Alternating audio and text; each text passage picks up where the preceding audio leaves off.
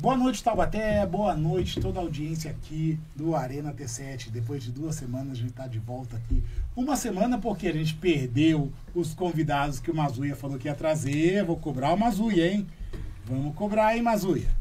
E outra semana porque teve feriado e também ninguém ia querer ficar falando de temas polêmicos do Arena T7 no meio do feriado, né? Pô, o povo tem coisa mais divertida para fazer do que ficar assistindo a gente no meio do feriado. Então a gente volta aqui para um tema que movimentou muito a nossa cidade, a nossa região nessas últimas semanas. O vereador Birili colocou uma lei para voltar a autorizar os rodeios em Taubaté depois de mais de 15 anos. Os rodeios estavam proibidos em Taubaté depois de mais de 15 anos. E essa lei foi aprovada, sem antes ter muita discussão, muito debate. E o fato está feito, a lei foi aprovada e sancionada, porém, o que a gente viu foi muita discussão sem ter o devido fundamento, sem ter o devido informação sobre muita gente que é a favor ou contra o rodeio, sem ter aquela devida informação. Então, a nossa intenção aqui no jornalismo T7 News, que sempre é informar, para que você tenha a sua opinião mais embasada da melhor maneira possível, a gente trouxe aqui um debate para que vocês possam se embasar principalmente nessa questão de ter um rodeio em Taubaté ou não. Ter um, ou poder ter rodeio em Taubaté ou não. E para isso eu trouxe convidados aqui. Como sempre, à minha frente aqui, o meu consultor tudólogo, meu consultor legal, o cara que entende de tudo, de política internacional, a consultoria legal e a advocacia, Felipe Mazuia. Oi, boa noite, tudo bom? O Arthur sempre me constrange quando começa, porque eu não sou dado a essas... Toda vez eu falo que eu não sou dado a esses rótulos e essas especificações que ele põe, mas a gente se esforça para fazer o melhor trabalho possível. Às vezes sai do nosso controle, como as convidadas de uma semana aí que tiveram um extremismo, né? E aí... parará, e acabou que não deu muito certo. E depois o feriado, é bom descansar também das ideias, embora a gente não descanse muito. Só para complementar a informação, é a lei a respeito da autorização dos rodeios, né? É a lei 6.056, tá? De 26 de junho de 2025, sancionada aí até com tempo recorde. Eu conheço a máquina por dentro, então foi rápido. E que todas sejam assim, né? Porque é importante não demorar. E vamos seguir, vamos falar sobre essa questão do rodeio e outras atividades. A lei autoriza também equinos, cavalo, tambor e tudo mais. Acho que cavalgada não. Cavalgada, vaquejada. Não, vaquejada não. Vaquejada é expressamente proibido. Mas vamos lá, então, trazendo aqui para debater, eu tenho aqui à minha direita, doutora veterinária, especialista em grande portes equinos e alguma coisa que eu não guardei, desculpa, porque eu não sou especialista em animais veterinários, mas temos aqui Mariana, a doutora Mariana Rossi, veterinária. Boa noite. Obrigado por ter vindo. Boa noite, primeiramente, a todos. Muito obrigada pelo convite, pela oportunidade de estar debatendo, de estar mostrando aí e defendendo o esporte que a gente ama. E é o que eu falei nos bastidores, né? Não estou aqui para mudar a opinião de ninguém, nem convencer ninguém a nada, mas só realmente mostrar o nosso lado e o que a gente defende, o que a gente ama. Bom, obrigado, Mariana. E também aqui à minha frente, ele veio essa semana aqui debater conosco, Alfredo Neto. Afonso Neto. Já te confundiram várias vezes com o Alfredo, né? Só que eu não levo papel higiênico, ainda bem, né? Afonso Neto, aqui, ele é da ONG Vida Taubaté, em defesa dos animais, também veio debater aqui. 19 anos, presidente. Boa noite a todos, eu quero agradecer o convite. Desculpe se eu falar com a voz meio arrastada, mas estou me recuperando do AVC. Estamos aqui para um debate cordial, amigável, com a doutora Mariana, com todos que estão na mesa. E vamos falar. Tem aqueles que gostam, tem aqueles que não gostam, aqueles que são a favor, aqueles que são contra. E vamos levar esse debate no nível que eu tenho certeza que será muito bom. Obrigado. Bom, eu gostaria de pedir aqui para nossa técnica colocar aqui as condições da lei. Géia, pode colocar na tela, por favor, as condições que a gente estava debatendo sobre a lei aqui, que aqui as regras para o rodeio em Taubaté. Ela tem que ter fiscalização do transporte de animais, infraestrutura adequada, atendimento médico, não só para os jockeys, ou como chama? O Peões. Também para é outra coisa. os animais que participam do rodeio, médico veterinário habilitado, alimentação e água potável, manejo dos animais, iluminação adequada, segurança na arena e idade e condição dos animais. Por exemplo, teve um rodeio que foi feito com bezerro, que não estava habilitado, o bezerro sofreu, esse tipo de coisa. Aqui a lei tenta proteger este tipo de condição. Aí eu queria começar com a doutora Mariana, porque a gente vai depois para o argumento político, para o argumento cultural. Mas começando pela questão do argumento da segurança do animal, pelo bem-estar animal. O rodeio e as atividades equestres, equinas, não sei exatamente o nome, como se chama, que participam desse tipo de evento, se cuida do bem-estar animal. Os animais que participam, eles não sofrem constrangimentos, eles não sofrem ali, como se dizem, entre aspas, maus tratos para participar desse tipo de evento. Como que é a condição do animal que participa desse tipo de esporte? Bom, vamos lá. Como eu falei, né, eu sou veterinária, mas antes de eu ser veterinária, eu sou uma ex-amazona. Eu fiz 10 anos de hipismo clássico, salto, competi, já fui campeã paulista, também já fiz 3 tambores, então eu sou uma completamente apaixonada por esportes que envolvem animais. E são animais que são atletas, então não tem maus tratos, até porque todos esses animais têm um valor aquisitivo muito alto. Então eles são muito bem cuidados e a lei protege, e antes da lei tem todo um cuidado veterinário por trás desses animais. Antes dele chegar numa competição, tem médico veterinário que vai estar fazendo exames para ele estar lá, vai fazer vacinação, vai fazer GTA. Muitos desses animais passam por tratamento de fisioterapia preventivo, né, por questão deles serem atletas de alta performance, né? Dentro de rodeio, tem que ter um médico veterinário responsável técnico habilitado para receber esses animais e para estar acompanhando ele durante todo o período do evento, né? Então, assim, não tem maus tratos, tudo é fiscalizado antes do animal chegar no evento, e até ele adentrar o evento vai ter um médico veterinário acompanhando ele ali. Posso Pode, claro, fazer uma pergunta para a doutora? Doutora, que os animais são muito bem tratados, isso aí nós ouvimos constantemente.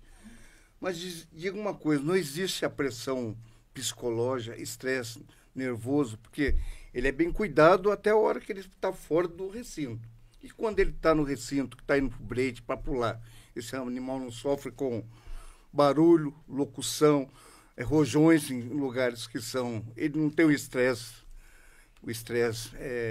psicológico, né? Eles não sofrem com isso ou não? Não, eles são condicionados. Que, né, assim, todos os animais, eles são condicionados à rotina, né? E esses animais, eles são condicionados, eles são treinados para isso. Então, eles se acostumam. E eu falo porque, assim, eu vejo bois, antes de ser embretado, tranquilamente ruminando. E se ele tivesse estressado, se ele tivesse num ambiente que não é confortável para ele não ia ruminar, ele não ia ficar tranquilamente, né? Então eu tenho fotos, tenho vídeos de animais assim, relaxados ali naquele ambiente, porque eles são condicionados, eles se acostumam com aquilo, né? Eles são treinados para viver aquele que falam cenário. que são 8 segundos, né? Que somente 8 segundos. Uma chicotada também, 8 segundos, e faz um mal danado, né? Se a gente tomar uma chicotada, até menos de 8 segundos. E outra pergunta para eu encerrar, que depois eu gostaria da palavra da doutora Heloísa. Por que os boi pula, o touro pula? Por conta de aptidão. Cada raça tem uma aptidão. Tem raça que vai ter aptidão para leite, tem raça que vai ter aptidão para carne, tem raça que vai ter aptidão para o pulo. Então, ele tem aquela aptidão. Igual cão. Tem cães que é de pastoreio, tem cão que é de companhia. Cada cão tem sua aptidão. Então, teve um rodeio numa cidade aí, acho que foi Jundiaí, que que o juiz não autorizou o uso do SEDEM, chamado SEDEM. O que os organizadores do evento fizeram? Cancelaram. Porque me parece, eu sou leigo, que é o SEDEM, se eu estiver errado, me corrija, que faz o boi pular. Poderia descrever o que é o SEDEM? Eu vou explicar. O SEDEM, ou também conhecido atualmente como corda de flanco, é um material que fica na região da virilha do boi, que não aperta nenhum órgão, não amarra o testículo, nada disso. Ele fica numa distância de 5 a 10 centímetros do testículo do boi, tá? E ele é um material feito de lã ou de algodão, que é um material macio, tá? Para não machucar, não é perfurante, não machuca e não aperta. E ele serve como um estímulo para aumentar a potência do pulo do boi. Então, é um animal que ele já tem a aptidão, ele já foi treinado para aquilo, ele foi testado, visto que ele tem a capacidade do pulo, e aquele é um material para estimular mais. Por que que é um material de estímulo? Porque a região de virilha ali é uma região cosquenta para os animais, tanto para o cavalo, para o boi, e aí quando você coloca ali o SEDEM, aquela corda do flanco, né, você vai estar aumentando o estímulo dele. Tanto que animais mais velhos, né, eles vão ficando dessensibilizados, porque eles vão se acostumando tanto com aquilo que vai perdendo a cócegas. Então, a gente vai começando a ajustar o SEDEM. Tanto que tem animais que usam SEDEM mais frouxo, SEDEM um pouco mais apertado, né, no ajuste ali por conta disso. Mas ele não vai pular por conta do Então, SEDEM. esse caso recente da senhora deve ter acompanhado de Jundiaí, o juiz não autorizou o uso do SEDEM, Mas o e SEDEM, cancelaram o evento. mas o SEDEM é um dos materiais que tá, né, tanto no Senar, no manual, Então, mas tudo que é eu um dos queria um materiais. esclarecimento. É uma lã, né? Mas aperta. Ah, mas não sai sangue, que nem eu ouvi. Mas pode ter uma hemorragia interna. Não vai porque sofrer. não tem essa força. Né? Não é um Então, material que tenha eu como força. falei, eu sou leigo. Quando a doutora Heloísa sentar aqui para continuar o debate, ela pode explicar melhor, né? Mas assim, é uma corda que ela não tem essa força tão grande. Mas a tem um ponto- estímulo também, né? Ele faz ele pular. Não, ele tem um estímulo de cócegas, então. mas ele não tem aquele estímulo que nem o senhor falou de apertar a ponto de causar uma hemorragia. Ele não tem essa força, a gente não tem essa força. A gente está falando de um animal de quase 1 tonelada. Não é uma corda que vai apertar tanto a esse ponto de causar uma hemorragia em algum órgão interno dentro do boi. Entendeu? Entendi, mas... Mazuia, seus comentários na visão da legalidade da lei, porque meu questionamento fica assim. Eu tento entender qual que é a eficácia de uma lei como essa, quando a gente tem leis municipais tratando de questões que cuidam de bem-estar animal, que vai além do limite do município. Vou perguntar para você, se a gente tivesse um setor econômico da cidade, se o setor ruralista de Taubaté fosse forte, quisesse desenvolver um rodeio em Taubaté, ele seria inibido por essa lei? Ou ele pode ir ali na Vila São Geraldo, logo depois da ponte, e fazer um rodeio ali que em Tremembé pode? Arthur, a questão do rodeio no Brasil, num todo, juridicamente, ela tem o seguinte aspecto hoje em dia. O Supremo Tribunal Federal não tem nenhum posicionamento fixado a respeito de você poder... Ele não considera nem inconstitucional, porque é uma defesa que é feita de um lado, né, sobre o maus-trato ao animal, e nem constitucional, que é o respeito da cultura.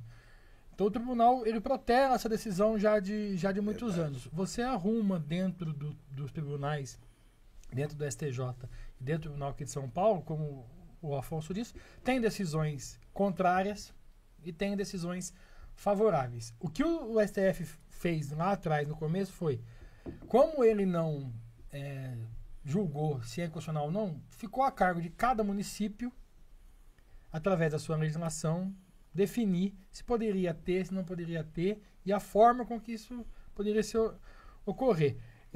Taubaté, você falou 15 anos, né? Eu me recordo numa outra legislatura.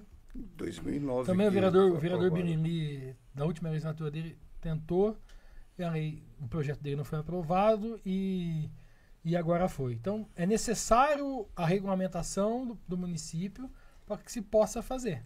Porém, assim, a gente já tem leis federais. Não, tem uma lei de 2002, né, que Não, regula. tem leis mais novas. Tem Então, nós temos no 2002, estado de São 2003. Paulo, no estado de São Paulo, desculpe cortar, senhor, uma lei que não proíbe o rodeio, mas somente não é zona proibido. rural. Não pode isolar o urbano. Nós temos que ver isso também. É feito de uma forma que foi dada autonomia aos estados e aos municípios de eles próprios regulamentarem. Por exemplo, a cidade de São Paulo, que é a maior cidade do Brasil, não tem rodeio. É proibido desde 1993. Uma questão uma lei municipal. de Paulo Maluf que sancionou a lei. Não existe rodeio. Mas a sua pergunta específica é: precisa da legislação hoje para fazer? Para fazer precisa. Mas eu acho que isso vai além de uma discussão municipal. Vai assim. Porque a gente não tem... se a gente for puxar bem lá na incipiência da coisa, a discussão jurídica maior ainda, mais teórica, é o que é o animal para o direito. Ele é ser humano dotado de capacidade postulatória ou não? Porque, por exemplo, a gente já tem lei nacional, federal, que proíbe o uso de animais em circo, por exemplo, hoje em dia. Até tem uma lei também de 2009, que foi junto com a proibição do rodeio. O Código Civil, só para terminar o raciocínio, o Código Civil chama o animal de res, que é a coisa. Né? Mas está sendo mudado. Que vem do direito romano. Então, assim, isso está sendo mudado. Então, o Tribunal Superior entende que o animal hoje ele tem direito, mas ele não tem personalidade. Então, se a gente for... No começo, primeiro teria que se definir o que é, para depois você poder o que pode fazer. Então ela não se segue uma linha mesmo, porque eu particularmente, o tribunal está na Constituição lá, foi feito através de emenda constitucional a autorização da vaquejada. Né? E tá válido. Eu particularmente, eu particularmente não vejo óbice quanto à realização do rodeio. Eu, Felipe, pessoa natural. Mas eu sei que tem essa discussão e há essa apaixonante, né? É uma discussão apaixonante. É porque a gente leva para vários pontos. E como falou desde o início, foi uma lei que foi muito rapidamente aprovada. Isso que é o nosso espanto também, né? Que todos deveriam ser assim, mas não foram. Então, eu gostaria que chamar a doutora Heloísa, se fosse. Sim, claro. Posso só fazer uma pergunta para o senhor? O senhor já foi em algum rodeio? Não fui e jamais irei. Não fui e jamais irei. E tem um artigo na lei que 3% da arrecadação serve para causa animal. Protetores ativistas sérios, jamais irão aceitar um tostão vindo do rodeio. Minha opinião. Tá bom? Obrigado. Obrigado, Afonso Neto. A gente vai dar espaço aqui para a doutora Heloísa, que vai vir aqui também debater um pouco sobre a parte... ela é veterinária também. Vamos chamar um intervalo rapidinho aqui, Géia, para reposicionamento aqui dos convidados. E aí a gente volta aqui com um debate aí já de um nível do qual eu seria um grande espectador, porque a gente tem aqui duas doutoras que vão poder debater num nível muito mais técnico para informar vocês aqui da cidade de Taubaté. Muito obrigado. E já a gente vai ler as perguntas também, que já tem um público aqui, a gente tem um público online aqui de 267 pessoas. Olha, batendo o recorde do nosso programa esse tema.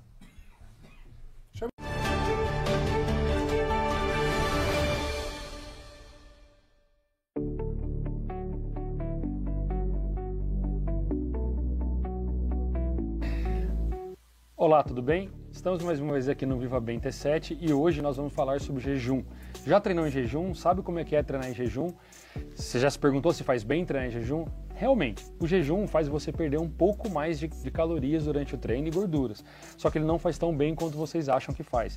Você pode ter uma reação hipoglicêmica e passar mal durante o treino. Se você quiser fazer algo sobre isso, procure um nutricionista para te acompanhar. E respeite seu corpo para ele te respeitar. Quer saber mais? Continue seguindo a gente aqui no T7 News.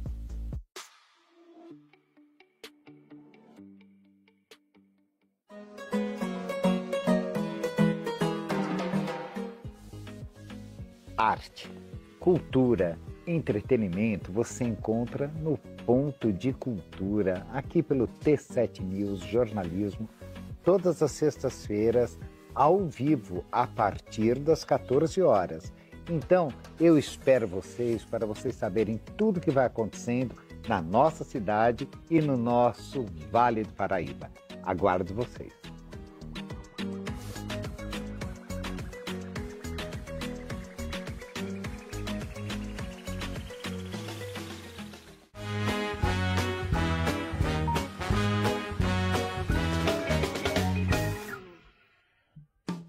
Se você é um jovem assim como nós, ou uma pessoa que tem interesse em buscar informação sobre mercado de trabalho, universidade, qual carreira seguir, nós do Brasil Inside temos o Inside Work, um programa, um quadro aqui do canal dedicado especificamente para você.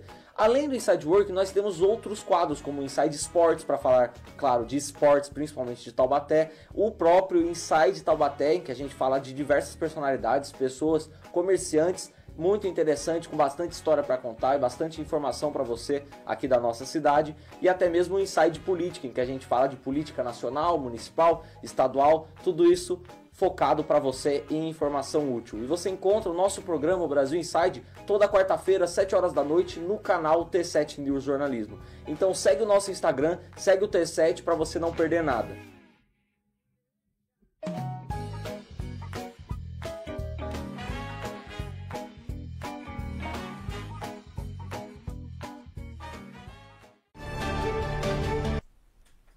De volta aqui agora, eu sem blusa, porque o debate esquentou, hein? Eu adoro fazer essas piadas aqui, das quais nem o Mazuia dá risada, né? Que é meu parceiro já há muito tempo nesse programa, não dá risada, mas estamos junto aqui. E obrigado aqui a todos os comentários. Eu tava tomando água, desculpa. Tava tomando água, mas estaria dado muita risada. Baita. Aqui, né? Queria mandar um abraço para os nossos amigos aqui, Luiz Felipe. Karaokê em casa. Olha, vem tocar um karaokê lá em casa lá, porque ele gosta da música lá também. Rachão Novaes. Anitta, falando karaokê em casa, a gente chama a Anitta também para cantar. Henrique Varejão, César Varejão, meus irmãos. Fábio Máximo, parceiro nosso aqui também. Sônia Garbim, Giovanni, Fernando Cursino, sempre parceiro nosso, Fernando, Elizabeth Rodrigues e também nosso PC Lima. E aí, a Anitta, ela mandou aqui uma pergunta aqui, que a gente está voltando com duas veterinárias aqui na nossa mesa. Duas boas-vindas para a doutora Heloísa. Heloísa, se apresente, por favor. Boa noite a todos, boa noite a doutora, o doutor que está aqui também. Meu nome é Heloísa, sou médica veterinária, já formada há 25 anos, e eu atuo junto à causa animal há um pouco mais de 15 anos. Bom, boa noite, obrigado por ter vindo. Então, aqui a Anitta colocou aqui, ó, conheço bons veterinários, e eu tô com duas boas veterinárias aqui, com certeza, éticos que não pensam somente no dinheiro e sabem que é tortura, entre aspas, colocando aqui, porque eu tô lendo o comentário, não tô dando minha opinião. Não precisa nem estudar, é só saber para ver o que os maus tratos afligem diretamente os animais. Continuando nessa parte do maltrato, antes de passar para a parte cultural e legal do debate, política também. Doutora, como você colocaria essa situação? Você acredita que realmente o rodeio ele coloca os animais em condições de maltratos? Boa noite a todos, boa noite a quem está acompanhando pela live. Sim, como a doutora no início falou, a gente não está aqui para mudar a opinião de ninguém, mas sim para defender aquilo que nós vivemos no nosso dia a dia, né? São muitos anos aí acompanhando, e então sim, eu acredito sim que é maus tratos, é tortura. Eu acho que a gente querer que nós, para quem gosta, né, da moda sertaneja, da cultura sertaneja e tudo mais, a gente querer trazer shows, eventos que seja ou humano, tá tudo bem. Eu acho que não tem que envolver os animais. Eu acho que o amor e o respeito aos animais não precisa submetê-los a esse tipo de situação. Então, quando a gente vê uma lei sendo aprovada que inclui, por exemplo, cavalgada, eu tenho que me colocar totalmente contra. Porque, por exemplo, a doutora está aqui, ela é médica veterinária a campo, ela atende aras, ela atende produtores importantes, pessoas que investem às vezes 50 mil, 40 mil reais em um animal, e a gente sabe que existem até animais mais caros do que isso. Então a gente sabe o valor não só econômico que esse animal tem, mas a gente entende que esse animal ele recebe todo o suporte necessário para isso. Quando a gente inclui, por exemplo, a cavalgada numa lei como essa que foi aprovada agora, a gente precisa lembrar e entender que 80% dos animais que frequentam A cavalgada não é o tipo do animal que custa 40, 50 mil reais, que tem suporte veterinário, que numa emergência tem apoio, que tem todas as despesas necessárias.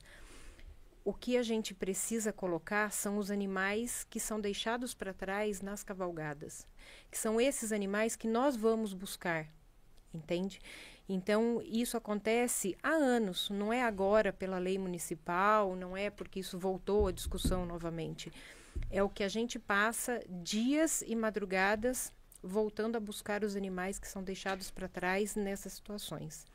Nós temos catalogados e registrados o número de animais que a gente volta para poder buscar todo o suporte que é necessário para restabelecer a vida e a saúde desse animal. E uma parte deles a gente não consegue salvar, mediante a situação que esses animais se encontram. E aí, como fazer essa divisão? Como colocar isso como um agente fiscalizador? Ah, mas aí o município é obrigado a fiscalizar, é obrigado a ter um médico veterinário. Nunca foi feito isso, nem com lei e nem sem a lei. E o nosso maior problema é, quando se pede uma fiscalização, quem vai para fiscalizar é hostilizado, a pessoa que está lá cuspe, ameaça de apanhar mesmo no lugar. Então, como é que se coloca uma situação onde possa se ter um equilíbrio? É quase que impossível, porque vocês não conseguem controlar quem frequenta esse tipo de local. É um local público. Então, e quanto aos animais de rodeio, o boi, ele não foi feito... A estrutura do boi, ele não foi feito para pular. Então, mas o boi atleta, o boi que está lá, que ele tem a genética para pular. Se você pegar esse boi e você deixar ele solto no pasto, ele não está pulando. Ele pula, por quê? Porque é colocado o sedem ali na hora do brete, na hora que coloca ele para pular. Logo que ele é embretado, que ele entra para fazer o pulo, o assistente aperta esse sedem. O animal entende isso como algo que está causando um desconforto e dor, porque se não causasse dor, ele não pularia. Tanto é que existe a doutora Júlia Maria Mateu, que ela é médica veterinária e zootecnista da USP. Ela é uma pessoa muito importante na área veterinária dos animais em geral, e ela fez um laudo técnico onde ela prova que esses animais sofrem sim, e tanto que esse laudo foi anexado a um dos processos, se eu não me engano, foi na comarca de Santos, e ela teve esse laudo anexado mostrando e comprovando que os animais sofrem maus tratos, sim. Doutora? Primeiro que assim, você começou falando da cavalgada, que eu entendo o seu ponto da cavalgada, mas a gente tá falando primeiro do rodeio, né? Entendo o seu ponto de cavalgada, eu também tenho... Vou trazer mais um pouco. Também tenho algumas considerações em relação à cavalgada, à fiscalização, que eu acho que tem coisa que tem que ser melhorada sim, porque realmente cavalgada normalmente são abertas, falta fiscalização, concordo com você nesse ponto. Mas a gente estava falando, primeiramente, da questão do rodeio, dos animais de rodeio. A gente tem estudos também que comprovam, tanto que tem um motivo dos 8 segundos, do porquê do boi pular os 8 segundos, que é o momento de alta performance dele, né? E você falou da questão dele pular por conta do sedem. Antes dele ter o sedem ali, esse animal, ele foi treinado e ele foi analisado antes dele chegar numa arena de rodeio. Então, foi visto que ele tem a capacidade de pulo antes de passar um sedem, antes de passar qualquer coisa nele. Depois que identificaram a aptidão dele para pulo, aí sim vão começar a embretar ele, a colocar ele dentro do brete, a colocar um robô. Quando ele tiver o peso ideal, né, ali em torno dos 12, 15 meses, quando ele atinge 300, 350 quilos, ele vai começar a ser treinado por pouco tempo, né, com o robô, que é só um simulador de peso do peão para ele acostumar. Por pouco tempo, ele começa com 2 segundos, 4 segundos, 6 segundos, ele vai ser treinado e acostumado com o sedem. E aí, depois que ele vai chegar numa arena de rodeio, quando ele atingir seus 5, 6 anos de idade, que ele vai estar num rodeio grande. Só que antes de ter o sedem, ele foi treinado, ele foi visto que ele tinha aptidão para isso, sem sedem, sem nada. Um animal que não tem aptidão, ele não vai chegar no rodeio, entendeu? E assim, um animal com dor, ele não pula. Um animal com dor, ele não vai desenvolver a sua alta performance. Então, não tem como falar que o sedem, ele machuca a ponto de ele sentir dor e ele pula por causa disso. Porque o animal, quando tá com dor, ele vai ficar quieto, ele vai ficar moado, ele vai deitar, ele não vai pular. Então, assim, e temos estudos que comprovam isso, né? Que ele não sente dor e que tem uma explicação dos 8 segundos, que é o tempo máximo ali da performance dele. Depois cai a performance do boi, depois dos 8 segundos. Mazuia, uma pergunta que fica aqui desse debate que está acontecendo aqui, que é interessante, da questão do Estado. A gente tem rodeios em diversos lugares do Brasil, a gente tem rodeios enormes, Jaguariúna, Americana, Barretos, para dizer que é um dos maiores do mundo. A gente tem toda uma cultura, a gente tem peões brasileiros que estão nos Estados Unidos, que são dos maiores. Inclusive daqui de Taubaté, os gêmeos, Alisson e Alan. Isso, então, eu cheguei a ver um dia um programa na ESPN, vendo rodeio na ESPN, eu vi que os maiores cowboys que tem na Liga Americana são do Brasil. Sim. Uma coisa muito interessante. Mas aí, voltando para a questão do Estado aqui, você acredita que o Estado é capaz de fiscalizar e garantir que esses animais, nesse tipo de evento, que são muitos animais, tenham a condição, o bem-estar garantido? Eu acho que tem uma obrigação. E tem fiscalização. Eu sempre estou nos rodeios, sempre estou no fundo dos breaks, e tem fiscalização do governo. Sempre vai polícia ambiental, polícia, e eles verificam, tá? E se tiver algo em desacordo, eles vão notificar ou vão multar e podem até embargar um rodeio. São altas as multas também. E são por cabeça. Você pensar que num rodeio tem aí em torno de 30, 40 cabeças por noite, não é uma multa barata. E aquilo, outra coisa que eu falo também, né? É um animal que tem um valor aquisitivo muito alto. Hoje a gente tem bois que valem mais de R$1 milhão. Para você maltratar, é uma conta que não fecha. Tem um boi que foi personagem de novela, né? Sim. Como é que? O Boi Bandido. Você não lembra da novela? Eu não sou Louco América. Boi pulava. Da Débora. Que ela enfiou na mala para os Estados Unidos, lá, Débora Seco. Débora Seco. América. Tem clone desse boi, inclusive. Ele foi personagem de novela. Mas assim, o Estado tem, eu acho, assim, aí é uma percepção minha, a obrigação de garantir a realização. Mas o Estado tem obrigações diversas que não exatamente. Aí não vamos chegar lá. Se você me perguntar, o Estado tem a condição de garantir, eu acho que é mais fácil.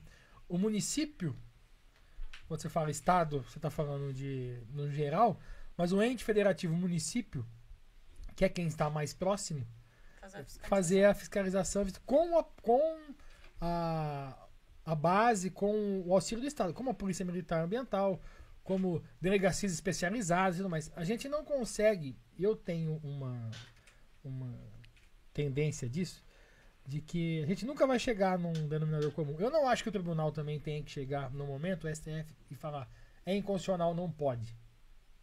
Porque isso, e eu acho que esse dia nunca vai chegar. Tá? Tecnicamente, juridicamente falando.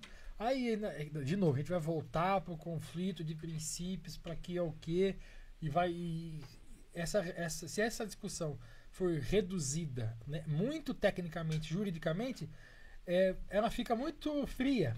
E você consegue fazer uma balança de qual princípio é melhor, qual é o que prevalece, a cultura, o zelo do animal e tudo mais. Aí nós vamos ter a cultura, o maus tratos. Então isso vai ficar numa ad eterno. Mas, fala. Não, eu só queria colocar aqui aqui. Termina, por favor, que eu vou colocar depois um comentário do nosso parceiro que está no hospital hoje. O Grande Gonzalez. Grande Gonzalez, Carioca, família Gonzalez. espanhola, e ele quer falar um pouco da questão até da tourada lá, que é a mesma discussão que eles têm lá da tourada, com a questão dos rodeios aqui. Daí eu vou chamar o vídeo aqui pro Geia, enquanto isso eu vou dar o play no vídeo aqui, para que o pessoal aqui do debate possa escutar também. Solta o vídeo aí do nosso Antônio Gonzalez, um abraço para ele e boa recuperação. Vamos lá, Geia. Fala, galera do Arena T7, aqui Antônio Gonzalez. Como vocês sabem, sou filho de espanhóis e vou falar um pouco das corridas de touros que acontecem na Península Ibérica, né, Espanha e Portugal, desde o século XII.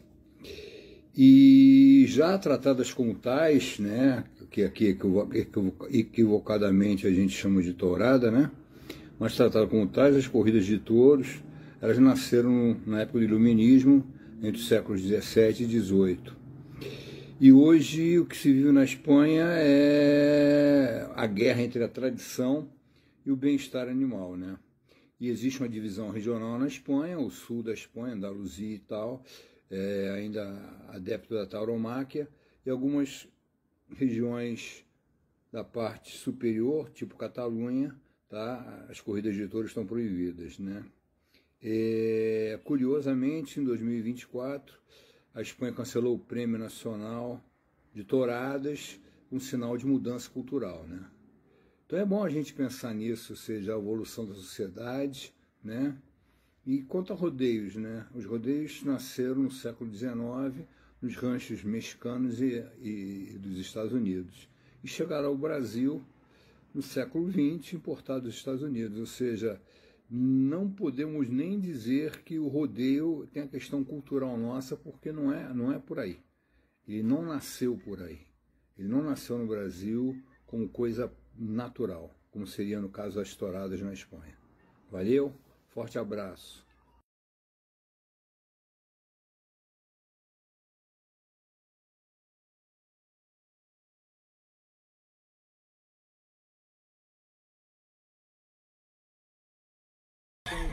Da disputa entre tradição e evolução, entre aspas, né, daquilo que a gente tem a consciência sobre o bem-estar animal e sobre como a gente pode garantir isso e manter a tradição ou não.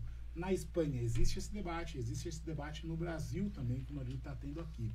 Eu coloco uma pimenta mais assim, porque quando a gente fala de tradição, também era tradicional, por exemplo, a gente ter rinha de galo, ter rinha de cachorro. Eu morei em Porto Rico e lá é legalizada a rinha de galo.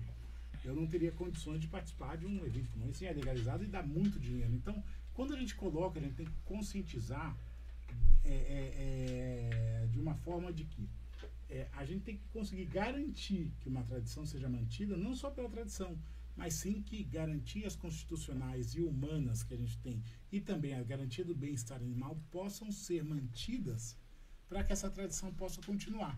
E aí a pergunta que eu deixo é: vale por uma tradição que não necessariamente seja nossa, que é uma tradição importada, que foi principalmente adotada, a gente manter esse tipo de evento? Então eu coloco a pergunta primeiro para a doutora e a sua contraparte. Eu queria só fazer um pequeno adendo quando o doutor estava falando da questão da fiscalização, que é meio que óbvio que a gente deseja que a fiscalização aconteça, mas por toda a experiência de todos esses anos, de inúmeros casos que nós temos, as abordagens e tudo mais, eu falo para o doutor que é impossível.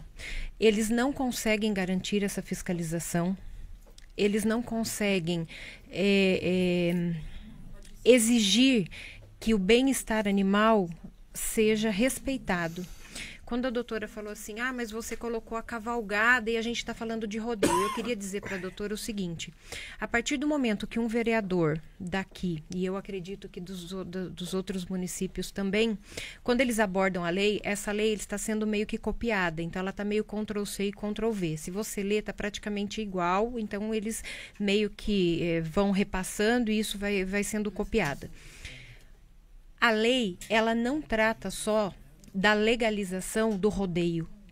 Ela coloca outros tipos de eventos aos quais são desastrosos.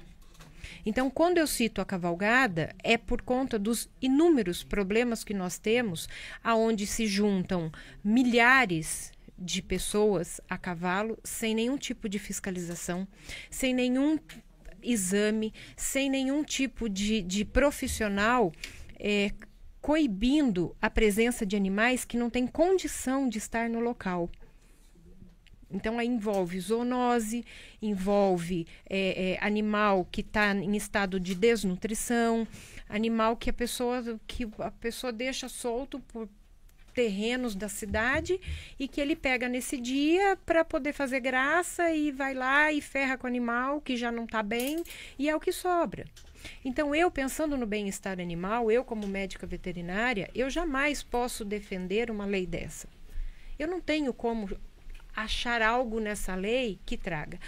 Mas vamos pensar na questão financeira para o município, porque vem grandes patrocínios e vem... Então, vamos fazer algo que traga tudo isso, mas sem usar os animais. Então, eu não posso me colocar aqui como uma pessoa, mas o boi, ele pula só os 8 segundos. Não! O bezerro que é solto para correr, para laçar, eles sofrem por treinamento constante.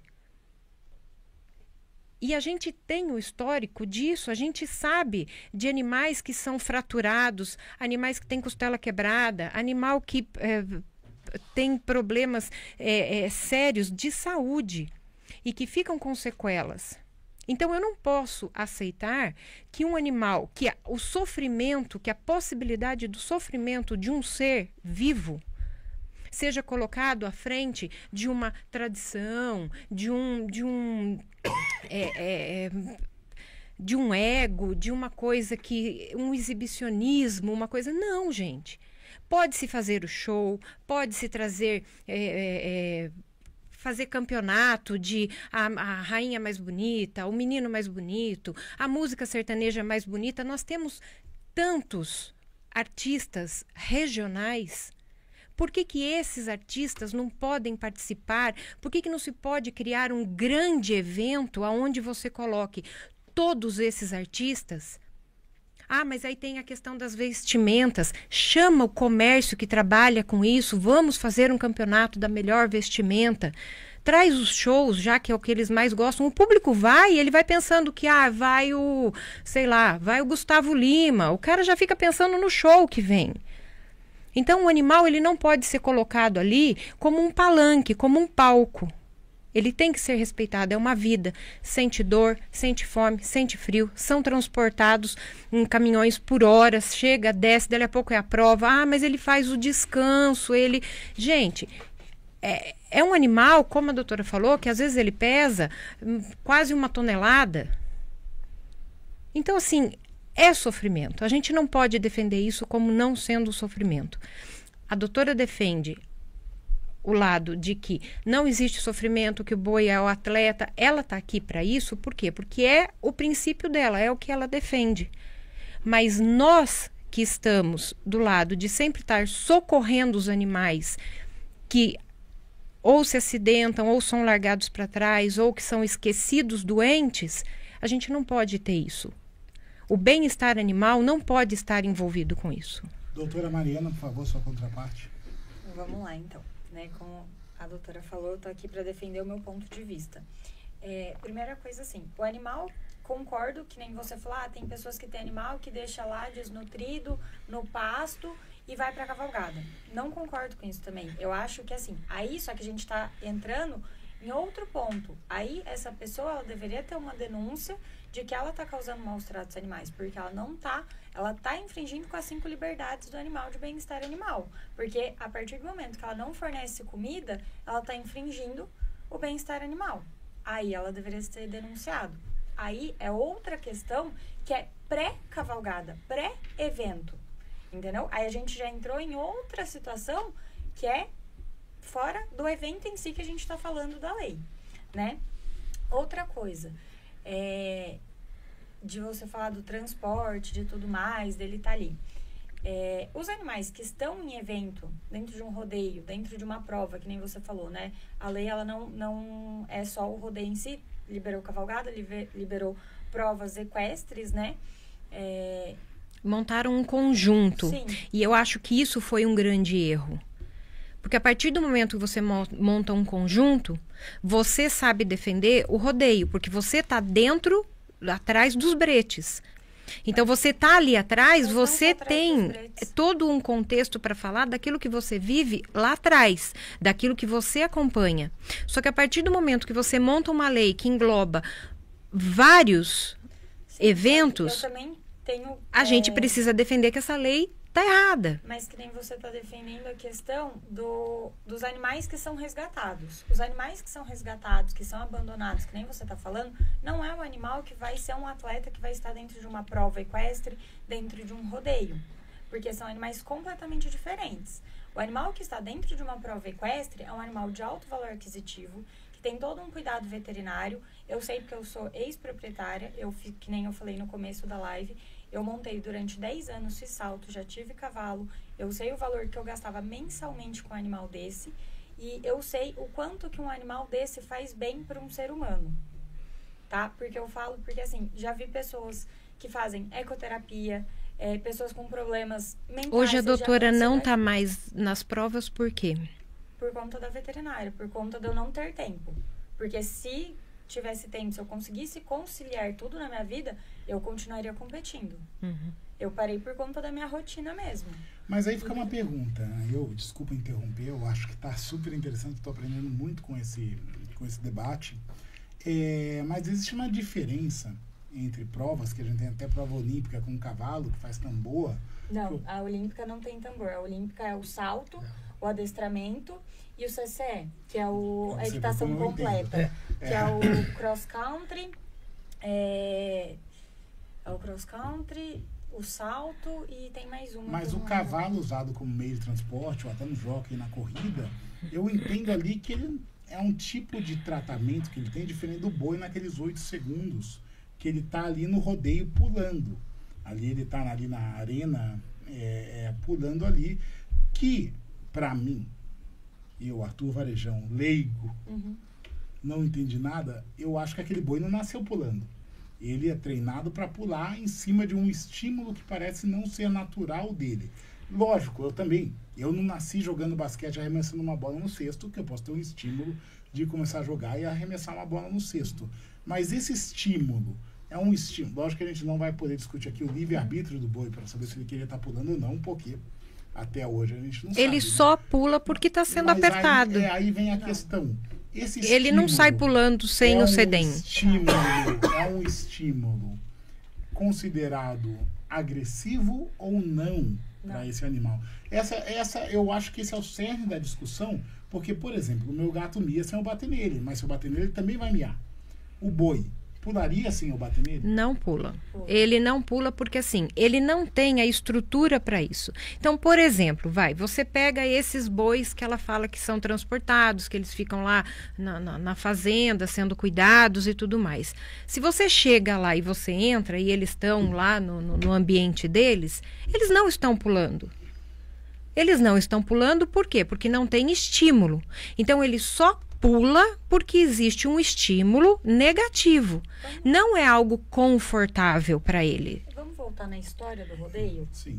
Que nem vocês falaram, né, que o rodeio é um esporte importado. Primeiro que assim, o rodeio montareiros em touros foi um esporte importado dos Estados Unidos, tá? Por conta que ele se iniciou por causa teve a guerra México-Estados Unidos, os mexicanos tinham a lida do gado e começaram a montar. E era uma brincadeira que virou o rodeio. No Brasil, a gente tem a modalidade cutiano, que é originária do Brasil, que é montareiros em cavalos, tá? E depois veio o rodeio. Então, a gente tem, assim, uma modalidade que é brasileira, que não é importada. E falando da cultura, hoje a gente se fala muito da genética, a gente tem os bois de genética, porque a pecuária ela mudou o perfil. Mas os bois que eram utilizados há anos atrás no rodeio eram os bois que não paravam em cerca, que não era bom de manejo dentro da pecuária de corte. Então, era aquele boi que pulava, era aquele boi que varava a cerca, aquele boi que era difícil de manejar, que era um boi mais bravo. Então, se ele pulava a cerca, é porque ele tem aptidão para pular. E aí era esse boi que era utilizado no rodeio, porque ele já tinha essa aptidão. Tem um comentário aqui do Cadu, camisetas, qualquer boi que você pegar no pasto e montar ele pula. Aqui, eu vou ler alguns comentários aqui, antes de continuar. Estão reclamando da mediação aqui. Olha, normal reclamando da mediação. Todos os debates que a gente faz aqui reclamam da mediação. A gente não põe tempo, sem problemas. Rachel Novaes deve ser sua amiga, que está falando que a gente não está te deixando falar. A gente não está te deixando falar, doutora Mariana? Poderia falar um pouco mais. Então, fique à vontade. Sobre a questão do Cadu aqui, que ele colocou, apenas 3% dos animais nascem com aptidão. Então, já para colocar... Eu posso fazer uma pergunta? Pode, fique à vontade. Então. Porque, dois pontos. Só para esclarecer o que está na lei aqui em Taubaté, né?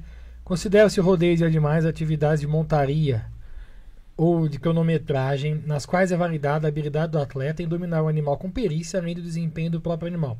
Tais como montaria em touros, inciso 2º, provas equestres cronometradas, o inciso 3º, cavalgada, hipismo, prova de marcha e o inciso 6º, rodeio em cavalos. A gente está falando muito de cavalgada aqui, mas presumindo até a minha dúvida, no que consiste, basicamente a dúvida é essa, no que consiste a cavalgada?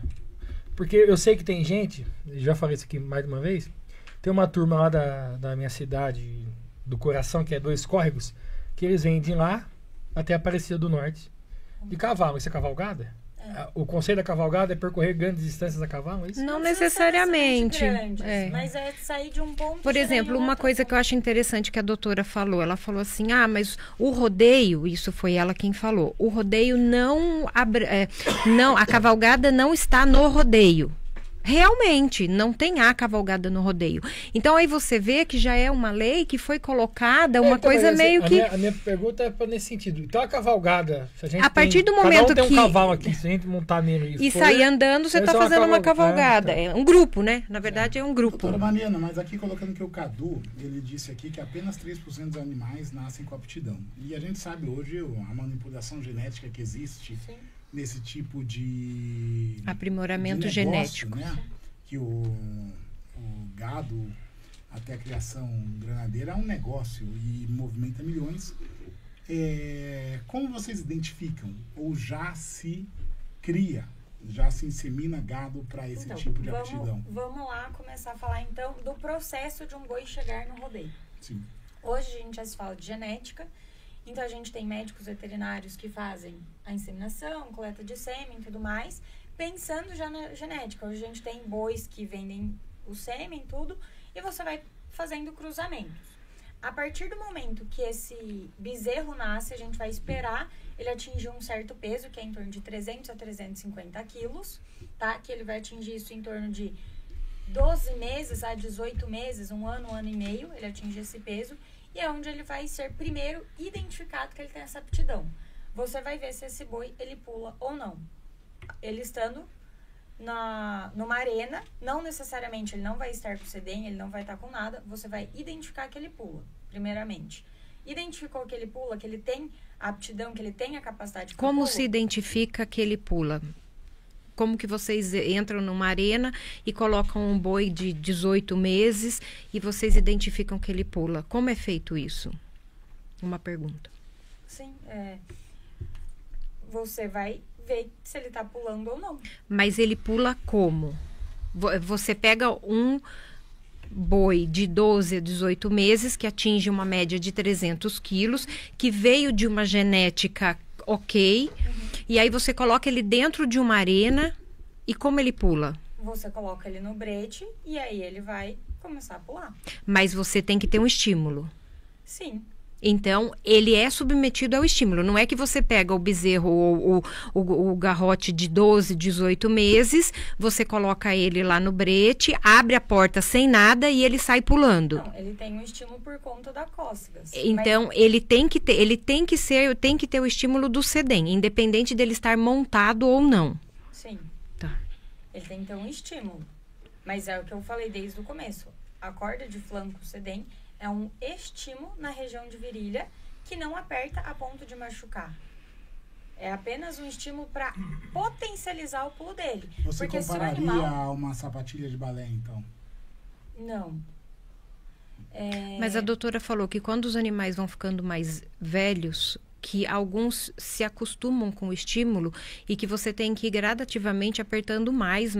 Então, existe esse termômetro do que se aperta mais. Então, ele pula por dor. Não é por dor. Porque o apertar que a gente fala ali, o ajuste do sedem, você não usa o cinto? Você pode usar seu cinto mais afrouxado ou um pouco mais apertado. O seu cinto te machuca? Se ele tiver apertado, sim.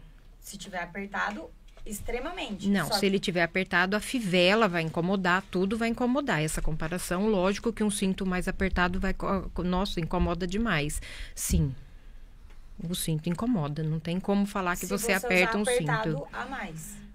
Se você usar apertado da maneira que você tem que usar para ajustar a sua calça, normalmente ele não te machuca. Então, mas se você colocar ele quase que praticamente frouxo só para ajustar, o boi não pula. Pula.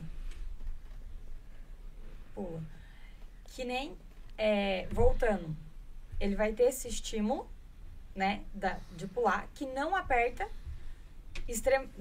a ponto de ser dolorido. Porque se ele sentir dor, ele não pula. Nenhum animal com dor vai desempenhar uma alta performance. Mas assim, aí eu coloco o animal, o ser humano, que a gente tem a consciência que a gente tem que cumprir uma função. O atleta, ser humano, ele atinge a alta performance com dor. Todos os atletas, eu já fui atleta, apesar de não parecer, né? Longe disso hoje, né? A gente vive com dor, mas a gente tem a opção de continuar praticando aquele esporte. Mesmo com a dor, tomar um remédio para... Tomei infiltração para jogar. Meu irmão, ele foi jogador de basquete por anos e ele optou por infiltração no joelho para continuar jogando.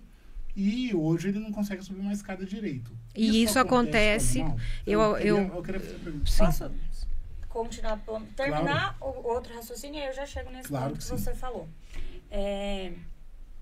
Eu até perdi meu raciocínio no meio da conversa. Até o Biscoito aqui tá reclamando da mediação aqui. O debate é livre aqui, Biscoito. A gente está deixando, acho que a conversa até saudável aqui. Fica à vontade, doutora Maria. Você estava falando do cinto. Não, era outra coisa em questão do estímulo. Lembrei. O sedem, ele é um estímulo. O animal que não tem aptidão para pulo, ele não vai responder àquele estímulo. Ele não vai pular, ele não vai bater, ele não vai girar, ele não vai desempenhar uma performance ali. Então, é assim que a gente identifica. Por mais que eles tenham o sedem ali, se é um animal que não tem aptidão, ele não vai pular. Ele não vai girar, ele não vai ter a desenvoltura, a performance dele. E é assim que a gente identifica. Identifiquei, coloquei o sedem, ele pulou, ele girou, ele deu um pulo bom, eu vou colocar ele para treinamento. Então, se é um animal que não tem isso, que não responde ao estímulo, ele não vai ser utilizado no rodeio. Então, ele tem que ter aptidão. Por mais que ele tenha o estímulo ali, que é um estímulo indolor, porque o animal com dor, ele não vai pular. Um animal com dor vai deitar. O boi, quando ele sente dor, ele deita. Então, ele não vai pular se ele sentir dor. E a sua pergunta em questão da dor, né, que você falou que os atletas, né, vamos lá. Lógico, o animal, ele não vai falar assim, vou pular, não vou pular com dor. Mas nós somos veterinários, a gente sabe quando o animal tá com dor, quando não tá. E aí, a gente vai não colocar esse animal para pular nesse momento, né? E tá aí também o porquê da gente fazer tantos cuidados preventivos, que nem eu falei. Numa prova equestre, você tem aí fisioterapia, você tem quiropraxia, você tem um monte de coisas que você pode fazer para aumentar a vida atlética desse animal no esporte e para prevenir lesões. Então, a gente faz um tratamento preventivo de um animal atleta para evitar que ele tenha lesões que ele vai competir com dor. E aí, já também, que era outra coisa que eu ia falar lá atrás de aptidão e que eu fui cortada, vocês falaram também da questão, como que você sabe que o animal faz isso porque ele gosta e tudo mais? Eu tenho uma história, um exemplo.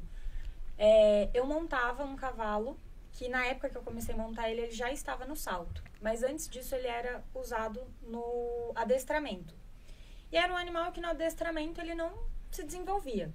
Sentiam que ele não ia bem, que ele era um animal preguiçoso no trabalho, porque ele não gostava daquilo que ele fazia. Ele não gostava. A partir do momento que colocaram esse cavalo no salto, ele virou outro cavalo. Ele era um cavalo que ele dava pra ver que ele gostava do que ele fazia, porque ele, no treinamento, ele gostava do que ele estava fazendo. No salto, ele se desenvolveu muito melhor, uma evolução muito rápida, apesar de ser um animal tardio no esporte, entendeu? E dava pra ver o prazer que ele tinha em estar fazendo aquilo que ele fazia. Coisa que quando ele estava em outra modalidade, ele não tinha esse mesmo prazer. E a gente que monta e conhece o animal, a gente sabe diferenciar quando ele está fazendo algo que ele gosta ou não. Então a gente consegue ter essa percepção. Quem lida com os animais, a gente consegue ter essa percepção aí. Colocando você falando do atleta que, né, às vezes tem que ir com dor, sem dor, do jeito que for, que, né, se ele tá lá numa competição, logo que eu me formei, eu fiquei alguns meses dentro de um hospital veterinário num jockey club daqui no Brasil, foi em outro estado. E os animais, eles são submetidos sempre a infiltrações, são infiltrações com corticoides específicos, que eles são feitos intraarticulares, como também a gente faz em joelho e ombro e tudo mais. E esse animal, ele é usado, vai com a infiltração e com pouca dor, muita dor. Então, assim, a gente tem que saber que nem todo profissional é ético, que nem todo criador é ético, que nem todo atleta, que no caso mexe com os animais, ele tem esse pensamento. Às vezes ele coloca o que está em jogo. Se é uma parte que está dizendo que tem um valor financeiro muito grande, então a gente vai usar até extrapolar. Então existe sim o uso, inclusive existem esses corticoides da linha veterinária que são utilizados intraarticulares para minimizar as dores e para o animal poder ser usado sim, entendeu? No meu conceito é errado, um animal desse ele precisa ser avaliado com muito carinho e muitas das vezes ele precisaria ser aposentado, mas quando a gente fala em valor comercial, aí as conversas mudam. Quanto tempo, curiosidade, quanto tempo dura a carreira de um animal de rodeio? Você está falando de um equino ou de um bovino? Eu sabia que ia ter essa diferença. Os dois eu não... Bovino, em torno de até uns 10, 12 anos, a gente usa ele no rodeio. Tá? E então, depois ele é aposentado e vai ficar em casa. Então, mas 10, 12 anos dele ou 10 anos de atividade? Não, 10, 12 anos de idade dele de vida. E qual é a expectativa de vida deles, do bovino? É bem mais. Quantos anos vive? Eu não sei te falar exatamente a expectativa de vida. Eu posso te falar de equinos, tá? Já vi equinos de 16, 18 anos saltando 24 provas. Anos, eles vivem 30 anos, né? O equino, ele vive muito mais, Vive ali em torno de 25 anos, é uma faixa etária, ok. Acima de 25 idosinho. Já é assim, além. Mas se o boi começa com 6, ele vai dos 6 aos 10. 6 aos 10, 12 anos ali. Mas na verdade ele começa em torno de 12 a 18 meses. E ele vai até a chegar preparação numa arena de rodeio ele chega em torno dos 4, 5 anos de idade. Isso. Mas ele começa o treinamento mais novo, né? Certo. E tinha outra coisa que eu ia falar, referente das infiltrações. Vamos lá. Realmente existem as infiltrações intraarticulares, tá? E elas são feitas não necessariamente para tirar a dor. Às vezes é um animal que ele já tem alguma lesão, algum problema articular, que você pode fazer tanto uma infiltração ali para tratar aquilo, tá? E você resolve o problema e você aumenta O corticoide, ele é um anti-inflamatório, um analgésico, então ele é para tirar a dor. Ele tira a dor também. Sim, porque ele é para tirar a dor. Eu não estou falando de regeneradores articulares, que aí a gente está falando de condroitina, glucosaminas e outros medicamentos que são usados na parte regenerativa. Então, mas o corticoide é para dor, então ele vai desinflamar e é para tirar a dor. Sim, só que aí você tem que pensar qual tipo de infiltração que você está fazendo e o que você está utilizando, né? E você tem que pensar para que você está fazendo aquela infiltração. Então, assim, não dá para generalizar que todas as infiltrações são com corticoide, tá? Então, você tem que analisar caso por caso para ver. E aquilo, muitas das vezes você faz uma infiltração e você prolonga a vida útil daquele animal no esporte, tá? Então, vai com dor mesmo. não é que vai com dor. Você Doutora, tira, eu você queria fazer trazer. uma pergunta para você que está lá dentro, atrás do brete, que acompanha isso no dia a dia e que eu que estou pro lado de cá não posso falar a não ser só as imagens negativas. As empresas de rodeio hoje, se um animal, um touro, ele sofre um tipo de fratura, como foi o mês passado, o mês retrasado, se eu não me engano, num evento grande que teve, um boi, ele teve uma fratura muito feia num membro posterior. Esse animal, ele tem o direito a tratamento, a cirurgia, ou seja, o que for? O que é feito com esse animal? Depende da situação. Vai ser analisado ali e a decisão sempre é do proprietário.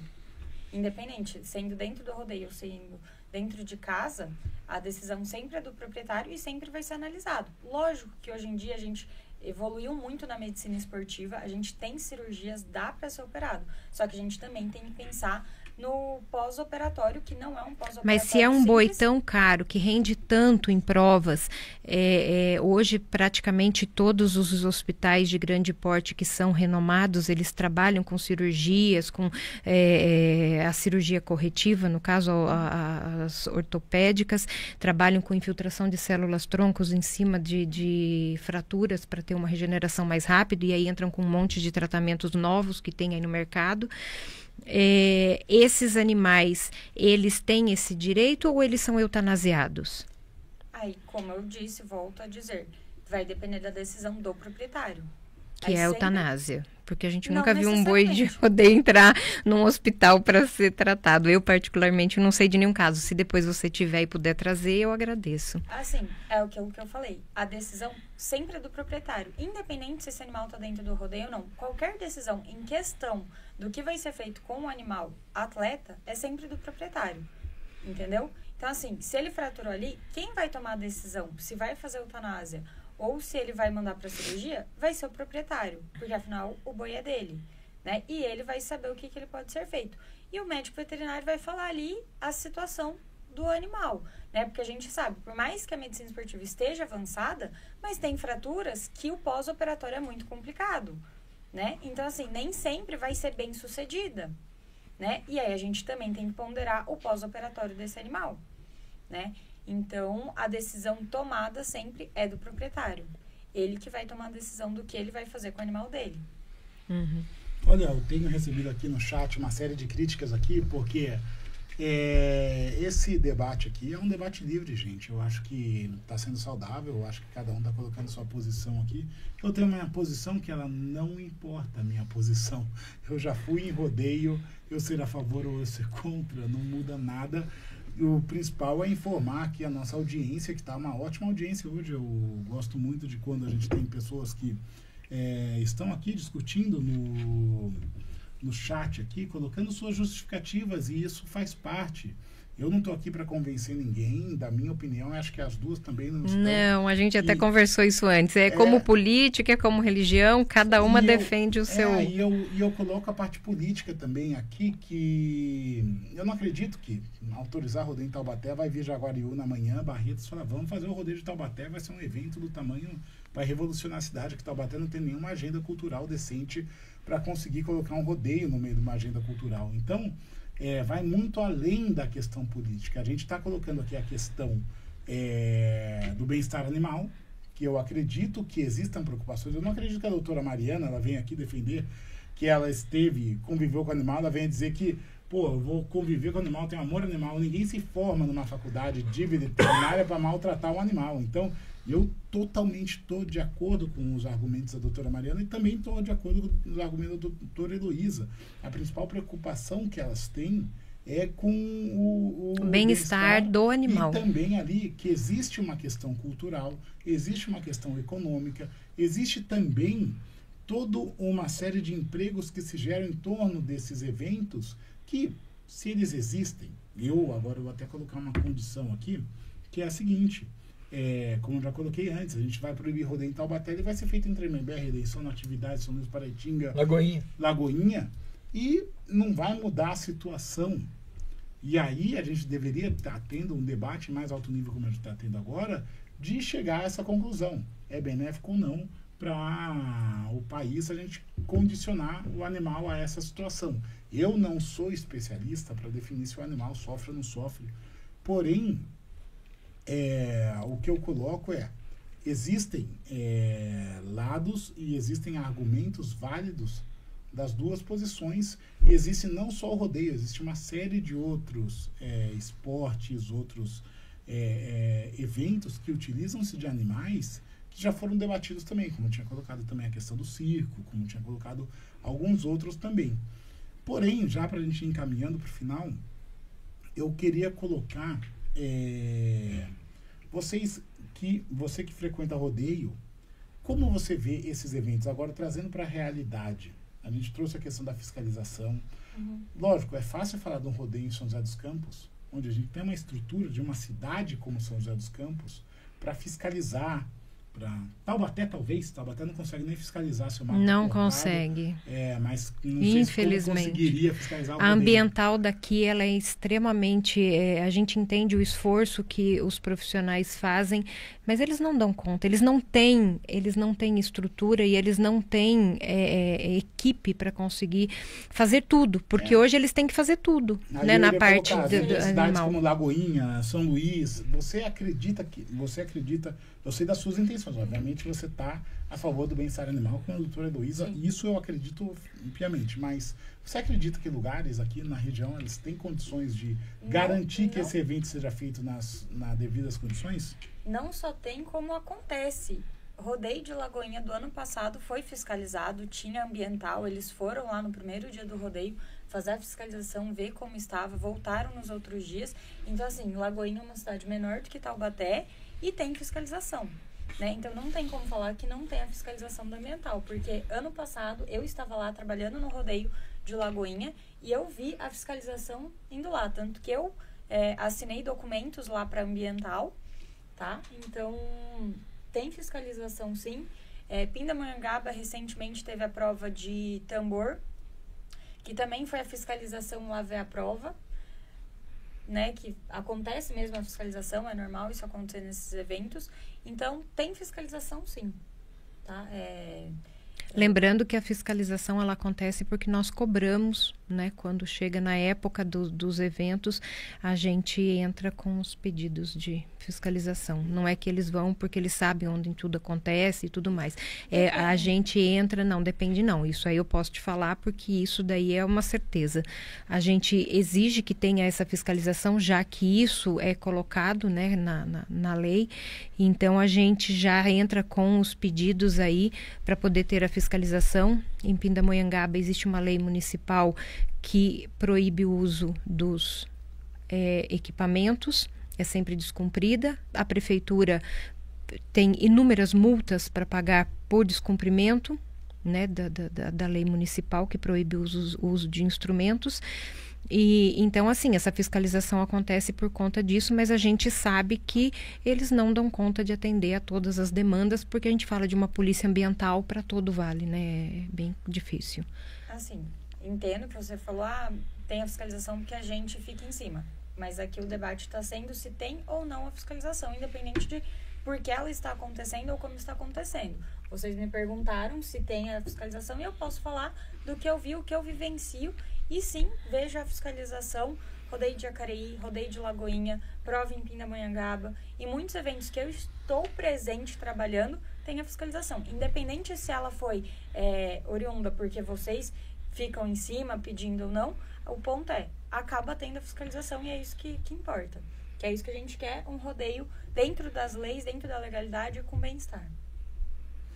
Mazuia? Oi. Como você acha dessa questão? Você acredita que um rodeio vai trazer benefícios para uma cidade com uma questão econômica, tudo vai trazer um ônus aqui da gente ter que garantir, como dizem as doutoras, de que isso seja feito dentro das normas? Olha, Arthur, tudo é cercado de várias ópticas distintas, né? O fato da cidade regulamentar não quer dizer que ela vai realizar.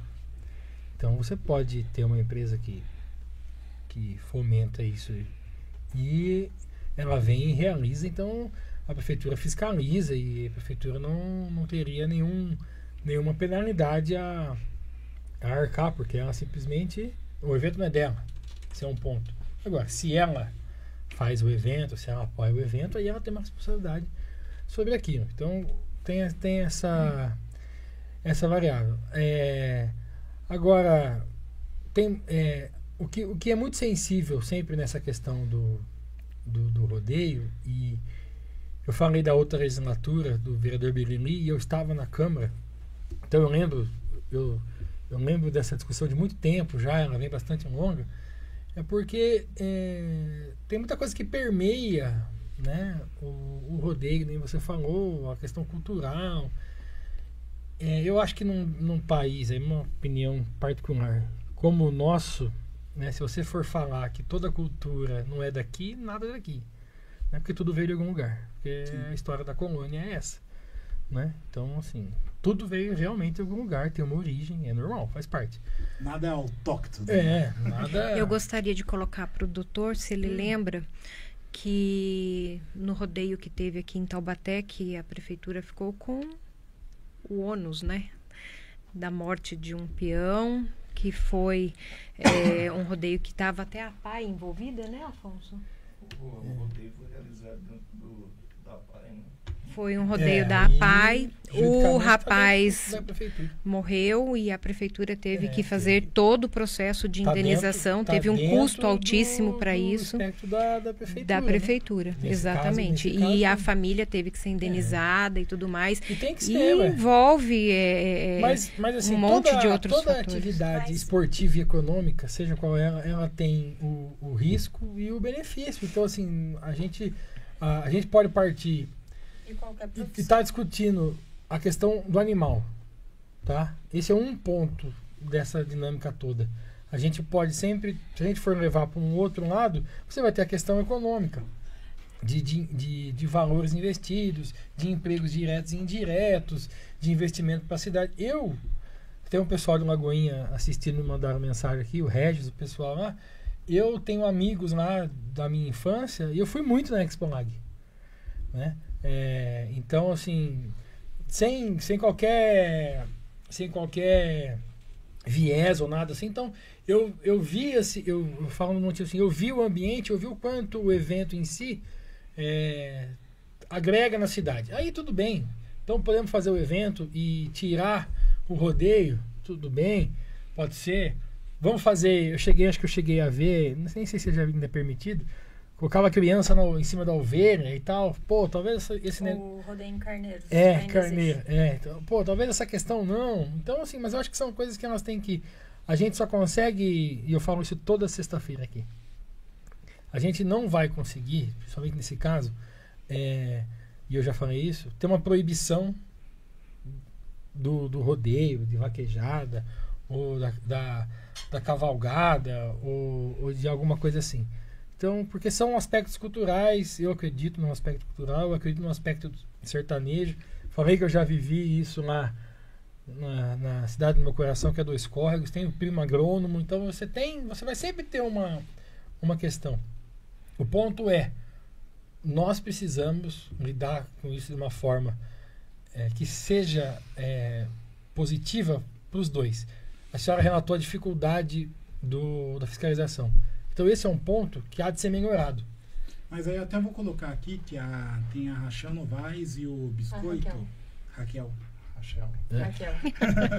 E o Biscoito, eles estão colocando aqui que o rodeio da PAI era irregular e que a prefeitura não teve gasto nenhum e não indenizou. Então eles estão colocando aqui essa questão.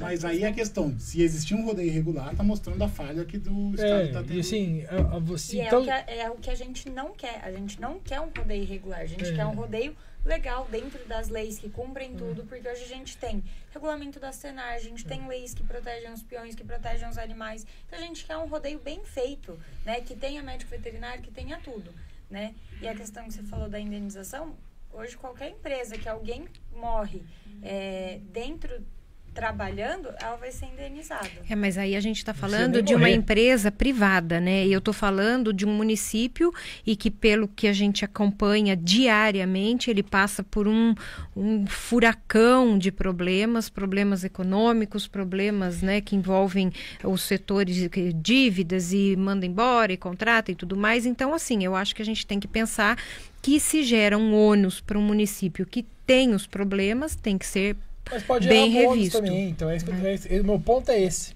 Ele pode gerar arrecadação que ajude a prefeitura, né?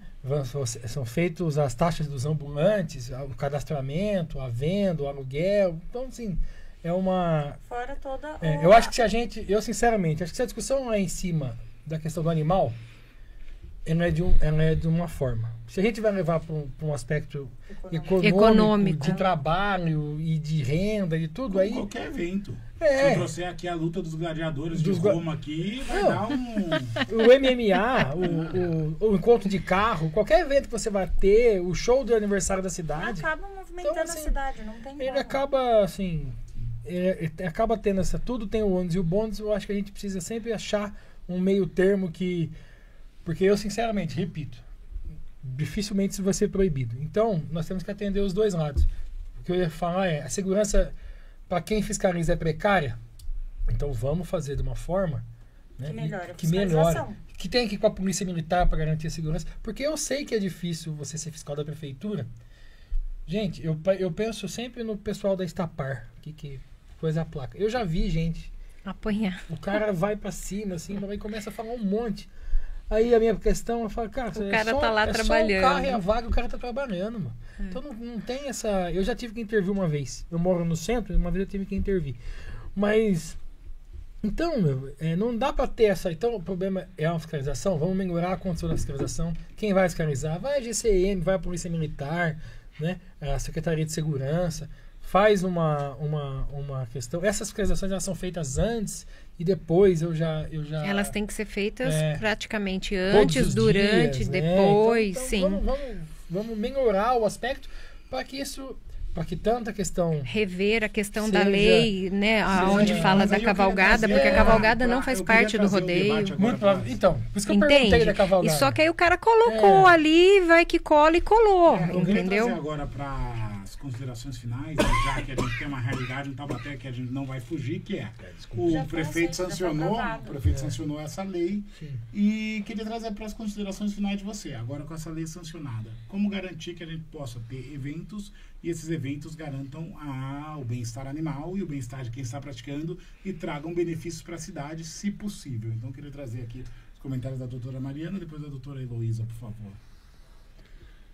Eu acho que é fazer o rodeio da maneira correta, né, dentro das leis, né, com todo o cuidado que tem que ser feito, com médico veterinário, responsável técnico dentro do evento, né, com todo o cuidado da arena que tem que ter, tem todas as regulamentações, tanto do material utilizado e tudo mais, né? Então, eu acho que isso é o que a gente quer. Que nem eu falei, a gente quer um rodeio dentro da lei e que é esse tipo de rodeio que a gente gosta, que tá tudo certo dentro das leis e da ordem, né?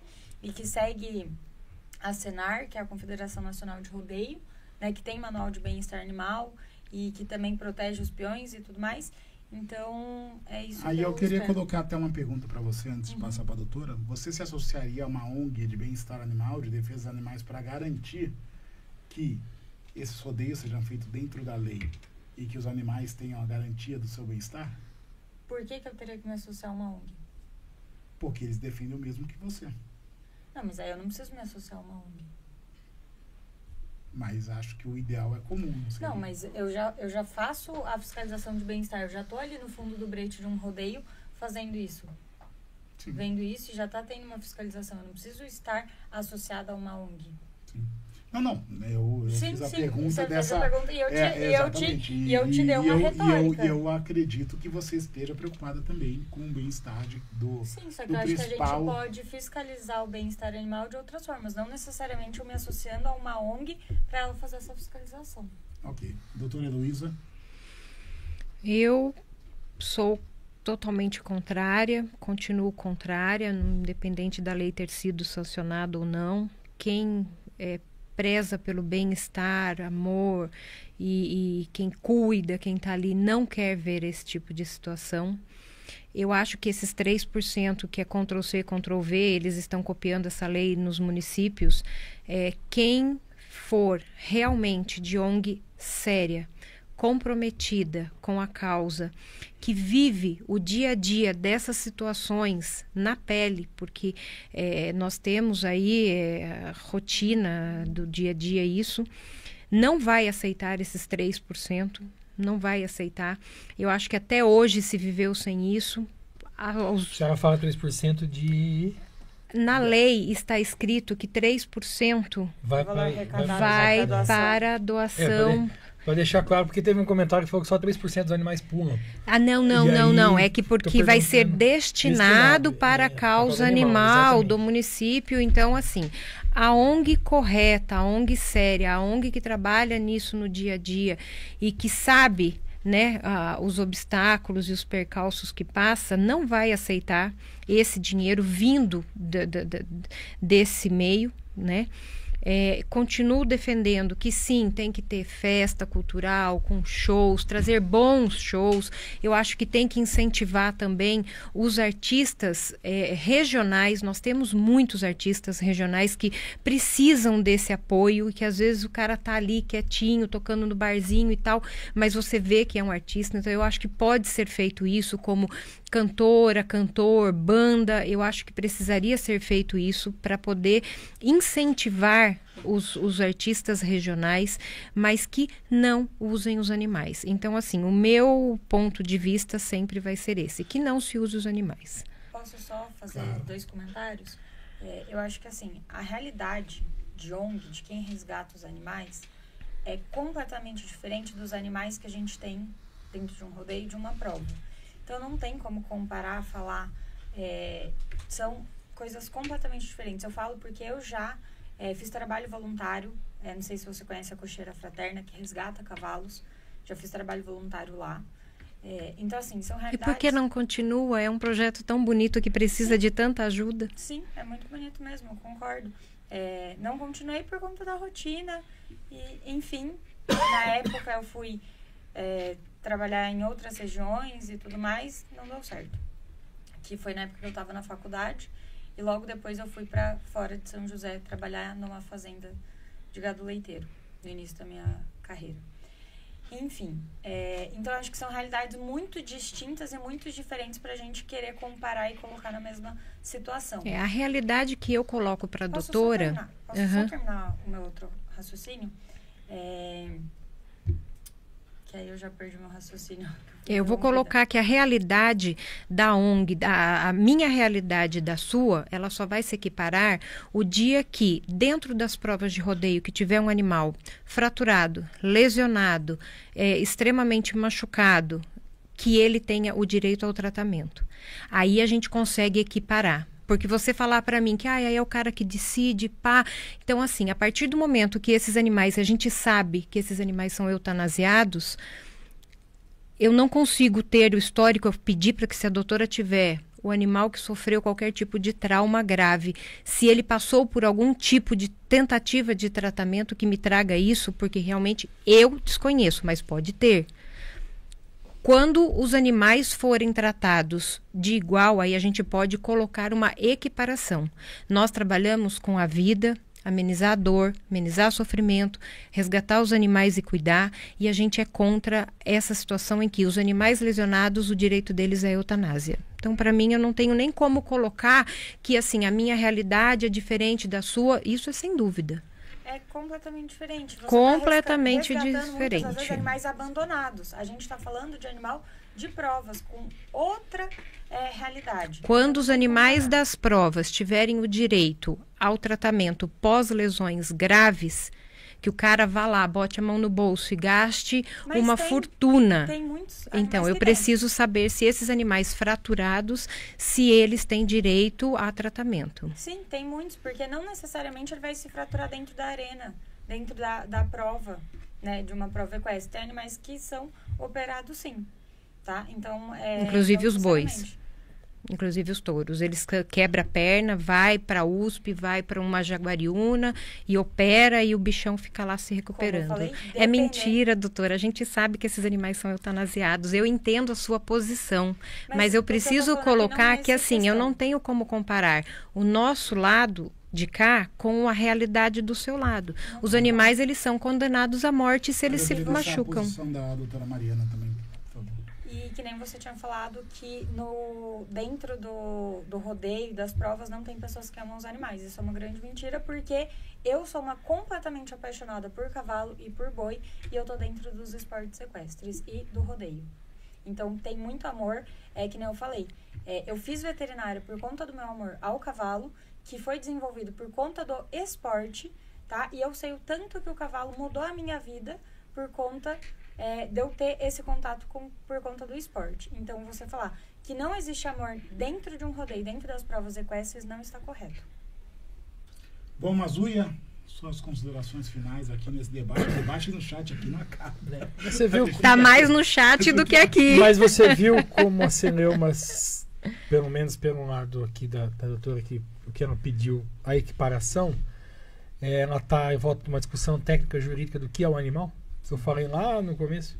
Porque a eutanásia do animal, ela é uma possibilidade. Como é do cachorro também, porque eu já passei por isso, do Sim, gato, eu já eutanasiei meu cachorro. então a gente passa isso com o animal, de ter que escolher e tudo mais. Então tem uma discussão jurídica aí do qual é o papel do animal. Existem países mais à frente, o Equador já considera o animal, qualquer seja ele, detentor de certos direitos, né? Aqui está Não mudando, com né, personalidade. também. Aos hoje em poucos, dia, mas a estão coisa conseguindo. A doutora Eveline, lá no Paraná, está conseguindo existe isso. uma realidade no Brasil que é a seguinte: o legislativo nacional mexe pouco nas coisas para não ter problema, e aí depende do judiciário. Só que o judiciário precisa de muita provocação para que eu tenha uma posição. E, assim, tanto que a gente tem decisões, esse de Jundiaí, tem de Santos, mas tem o a favor, tem o contra. Né? Então é normal. Mas quando se tiver uma questão de o que é o animal, aí a gente tira essa possibilidade do dono escolher. Mas também você tira do boi, mas você vai tirar do gato, do cachorro, do papagaio. Aí você vai ter um animal equiparado juridicamente, né? Não igual ao ser humano, mas aí ele vai se tornar sujeito de direito, o que em tese ainda não é hoje. Para variar, as coisas se tornam sempre por direito e mais complexo, porque é a ciência do ser humano, é a ciência do homem, e a gente tem que sempre fazer, é o direito, eu sempre digo que é a sociedade que faz o direito, conforme a sociedade vai andando, as coisas vão acontecendo, o direito tem que abarcar. A minha consideração final é que eu estava com saudade do programa. 2 semanas sem o programa, a gente fica com carente, né? De você nem tanto. Carente de ver. Você nem tanto, porque eu falo com você dia sim, dia também. Mas fazia tempo que eu não via o Geia, o pessoal do T7, o Alexandre. O Alexandre me convidou para vir aqui no programa dele. Falei que eu venho paramentado, terno e gravata, tudo. Pra falar que o povo te vendo aí nem vai te chamar de doutor. De advogado. Não, pô. Nem me respeita aqui Tá no chat. frio, eu tô com... O mais legal é que no chat eu sou mais esculhambado. O pessoal que da posição critica ela, critica a doutora Heloísa, mas todos me criticam aqui, né? Então. E hoje foi o debate que eu menos falei. Se você está sendo criticado por todos, o seu papel tá correto. Tá correto. Obrigado, Foi o debate que eu menos falei. Que as doutoras aqui, viu? Aí eu queria, aprendi bastante coisa. No meio de 3 doutores aqui, eu gostaria de agradecer. Eu não sou doutor. Então. Mas a questão principal que eu coloco é que o T7 ele tem essa função de trazer os debates relevantes para a sociedade e colocar posições aqui muito qualificadas. Eu agradeço muito que eu aprendi muito hoje de todas as posições. Eu tenho o animal mais selvagem que eu já tive foi um gato. Eu tenho até hoje, que é o Boris. Eu não tenho nenhum conhecimento de animais nem domésticos, nem selvagens, nem de animais de criação. Por um minuto eu achei que você falava que o animal mais selvagem que você teve contato era comigo. Fiquei preocupado. Com o Felipe Eu falei, Mazuia. ele vai lançar essa piada mesmo. Eu fiquei... O que eu vou Eu responder? fiquei meio tenso. Mas a Você tava questão... só esperando o momento. Eu tinha certeza que ele ia falar. Não, é porque normalmente os debates aqui a gente vai com mais piada, com mais... E isso é legal também, mas hoje o assunto ficou sério. Eu vi também que a questão aqui no chat ficou bastante Teve séria. mais briga no chat do que aqui. E eu aprendi muito. E eu acredito que a gente pode retornar esse assunto em breve também. Porque vai chegar um momento que vamos fazer um evento de rodeio aqui em Taubaté agora que está autorizado. Eu quero ver. Se eu posso mudar de ideia, eu nem posição tenho. E eu vou lá para ver. Eu estarei lá, com certeza. estará Pode. competindo ou estará cuidando dos animais? Se quiserem me contratar, estarei trabalhando. E você estará fiscalizando, com certeza, né, doutora Luísa? A gente tem que... É um lugar que não me convida, mas se for pelo bem-estar dos animais, com certeza a gente vai sempre. A gente tem que aproveitar vocês aqui, que estão aqui, para quando tiver o evento, para que a fiscalização seja a contento. E foi o que a gente, antes de começar, a gente conversou, que assim, não tem que ter respeito, tem que ter posicionamento, a gente precisa se posicionar, a doutora se posicionou, eu me posicionei, o doutor se posicionou na questão das leis, então você não se posicionou porque você é o mediador, mas tem que ter esse respeito, tem que ter essa conversa, tem que ter esse diálogo. Quem é contra, tem que ser respeitado. Quem é a favor, tem que ser respeitado.